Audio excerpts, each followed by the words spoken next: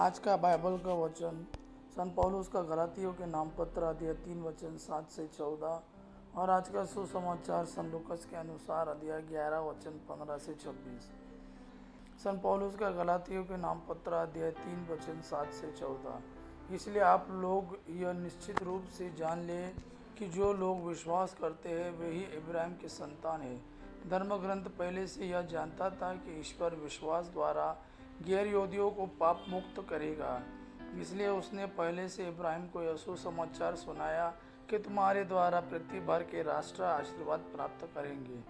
इसलिए जो विश्वास पर निर्भर रहते हैं, विश्वास करने वाले इब्राहिम के साथ ही आशीर्वाद प्राप्त करते हैं। परंतु जो संहिता के कर्मकांड पर निर्भर रहते हैं वे शाप के अधीन है, क्योंकि लिखा है, जो व्यक्ति संहिता ग्रंथ में लिखी हुई सभी बातों का पालन नहीं करता रहता है वह शापित है। यह तो स्पष्ट है कि कोई संहिता के कारण ईश्वर की दृष्टि में धार्मिक नहीं होता, क्योंकि लिखा है, धार्मिक मनुष्य अपने विश्वास के द्वारा जीवन प्राप्त करेगा।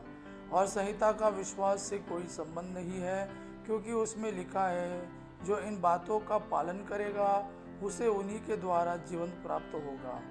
मसीह हमारे लिए शापित बने और इस तरह उन्होंने हमको संहिता के अभिशाप से मुक्त किया, क्योंकि लिखा है, जो काट पर लटकाया जाता है वह शापित है। यह इसलिए हुआ कि ईसा मसीह के द्वारा इब्राहिम का आशीर्वाद गैर यहूदियों को भी प्राप्त हो और हमें विश्वास द्वारा वह आत्मा मिली जिसकी प्रतिज्ञा की गई थी। आज का सुसमाचार सन लूकस के अनुसार अध्याय 11 वचन 15 से 26। परंतु उनमें से कुछ ने कहा, यह अबदूतों के नायक बेल्जेबुल की सहायता से अबदूतों को निकालता है। कुछ लोग ईसा की परीक्षा लेने के लिए उनसे स्वर्ग की ओर का कोई चिन्ह मांगते रहे। उनके विचार जानकर ईसा ने उनसे कहा, जिस राज्य में फूट पड़ जाती है वह उजड़ जाता है और घर के घर ढह जाते हैं। यदि शैतान अपने ही विरुद्ध विद्रोह करने लगे तो उसका राज्य कैसे टिका रहेगा। तुम कहते हो कि मैं बेल्जेबुल की सहायता से अबदूतों को निकालता हूँ।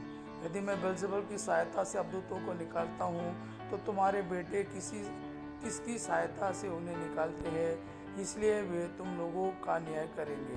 परंतु यदि मैं ईश्वर के सामर्थ्य से अबदूतों को निकालता हूँ तो निस्संदेह ईश्वर का राज्य तुम्हारे बीच आ गया है। जब बलवान मनुष्य हथियार बांधकर अपने घर की रखवाली करता है तो उसकी धन संपत्ति सुरक्षित रहती है, किंतु यदि कोई उससे भी बलवान उस पर टूट पड़े और उसे हरा दे तो जिन हथियारों पर उसे भरोसा था वह उन्हें उससे छीन लेता और उसका माल लूट कर बांट देता है। जो मेरे साथ नहीं है वह मेरा विरोधी है, और जो मेरे साथ नहीं बटोरता वह बिखेरता है। जब अशुद्ध आत्मा किसी मनुष्य से निकलता है तो वह विश्राम की खोज में निर्जन स्थानों में भटकता फिरता है। विश्राम न मिलने पर वह कहता है, जहाँ से निकला हूँ अपने उसी घर वापस जाऊँगा। लौटने पर वह उस घर को झाड़ा बुहारा और सजाया हुआ पाता है। तब वह जाकर अपने से भी बुरे 7 अबदूतों को ले आता है और वे उस घर में घुसकर वही बस जाते हैं, और उस मनुष्य की यह पिछली दशा पहली से भी बुरी हो जाती है। यह प्रभु का वाणी है। प्रभु को धन्यवाद। आबा पिता की महिमा और पुत्र यीशु का प्रेम आप पर सदा सर्वदा बना रहे। आमेन।